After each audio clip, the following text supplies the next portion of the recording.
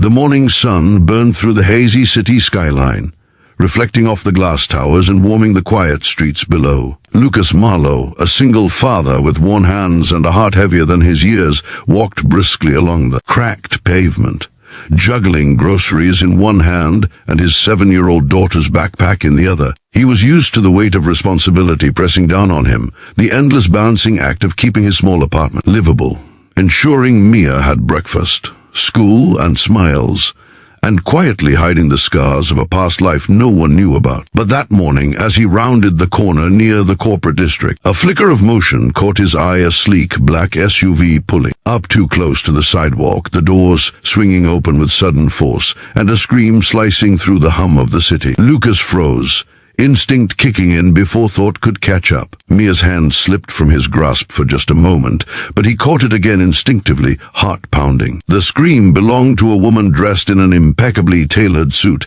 her hair catching the sunlight in sharp angles as she fought against two masked men attempting to drag her into the SUV. Lucas didn't hesitate. In one fluid motion, years of secret training he had buried deep beneath his life as a father took over. Before he realized it, he had dropped his groceries, sprinted toward the commotion, and slammed into one of the men, sending him sprawling against the pavement. The other turned, startled, but Lucas's eyes were locked on the woman, a woman whose fear mirrored the helplessness he had once felt when Mia had been hospitalized after a sudden illness. He grabbed her hand, yanked her behind him, and in a series of movements, practiced yet fluid, disarmed both attackers before they could even react. The SUV sped off, leaving only the echo of tires against asphalt and the woman trembling in shock. Lucas knelt beside her, careful not to frighten her further. "You're safe now," he said, his voice steady despite the adrenaline coursing through him. Her eyes, wide and shimmering with unshed tears, met his.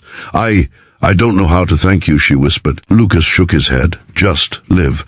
That's thanks enough. If this story gives you chills, make sure to like, comment, share, and subscribe to Kindness Spark, because moments like this remind us that kindness and courage can change lives." The woman, whose name was Seraphine Caldwell, was a rising CEO of a tech conglomerate, known for her sharp mind and unyielding ambition. Yet at that moment, the armor she wore in boardrooms and press conferences melted away, revealing vulnerability that few ever got to see. Lucas helped her to a nearby bench, where she clutched her designer bag like a lifeline, her breathing shaky. I can't believe someone just attacked me in broad daylight," she said, her voice trembling. Lucas glanced around at the sparse crowd, noticing the fleeting glances and whisper, and felt a pang of resentment for a society that had grown so accustomed to fear. "Sometimes danger doesn't wait for the right time," he said quietly.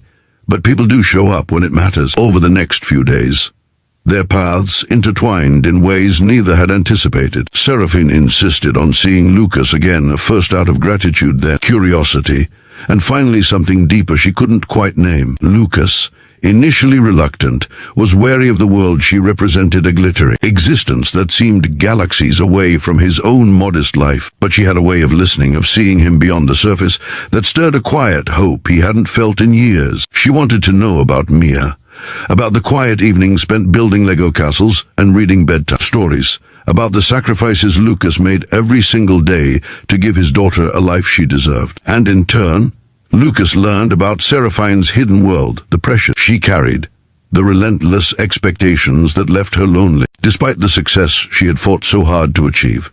Yet, danger wasn't finished with them. A week after their first encounter, Lucas received a call that tightened his chest, a threat aimed at Seraphine's life, orchestrated by rivals who wanted control of her company. He realized that the secret skill that had saved her once might be called upon again. Lucas's training had once been a part of his past life in law enforcement, a world he had left behind after a tragic mission that claimed the life of his partner. He had sworn to never go back, to bury that world in favor of quiet domesticity. But now, for Seraphine, for Mia, he would return to that life, not for glory, not for recognition, but to protect what mattered most. The day of the planned attack dawned bright and clear, a cruel contrast to the storm that churned inside Lucas's chest. He and Seraphine had coordinated with local authorities, yet Lucas knew that sometimes the only thing standing between life and death was instinct. As she walked into her office building, flanked by security, Lucas followed at a distance, eyes scanning, muscles tense. The moment arrived suddenly, A group of armed men attempted to breach her office floor, using the chaos of the morning crowd as cover. Lucas moved before he could even think, intercepting the first wave with precise efficiency, incapacitating attackers with swift, calculated force. Seraphine, witnessing the scene from behind her security team, felt an intense mixture of fear and awe. She realized that this man, this quiet, unassuming father she had met days ago, carried a depth of courage and strength she had never imagined. After the chaos subsided, Seraphine rushed to Lucas, enveloping him in a tight embrace. "I don't know what I would have done without you," she murmured, tears sliding down her cheeks. Lucas shook his head, brushing her hair back gently.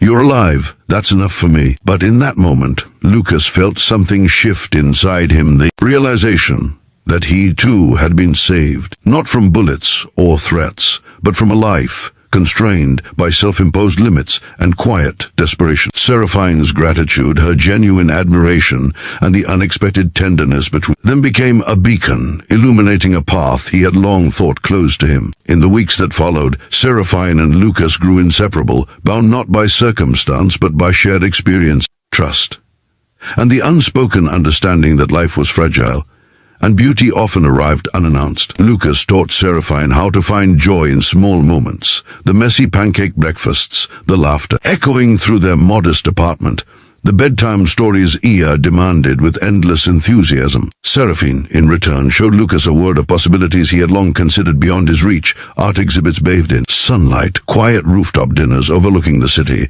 the thrill of exploring ideas and innovations that could change lives. Each learned from the other, healed by the presence of someone who saw them for who they truly were, not the role society demanded they play.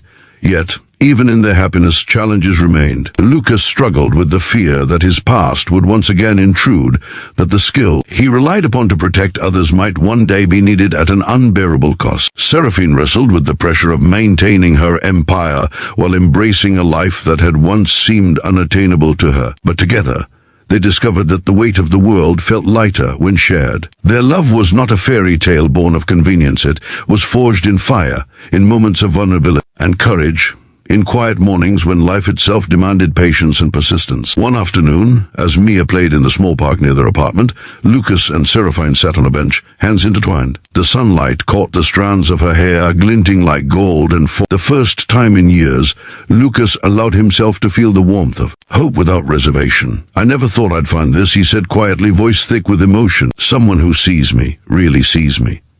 Seraphine leaned closer, her eyes bright. "I told you," she whispered.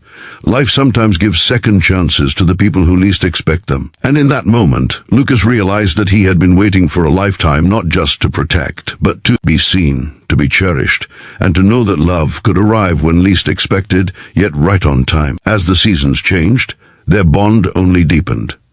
Lucas became not just a protector, but a partner, a confidant, and a reminder that courage often exists quietly within those who carry heavy burdens. Seraphine discovered that strength was not only in the boardroom, but in trust, vulnerability, and the willingness to let someone in. And Mia, witnessing the love and resilience around her, learned a lesson beyond words. That kindness, bravery, and the choice to embrace life fully could rewrite destinies. If this story touched your heart,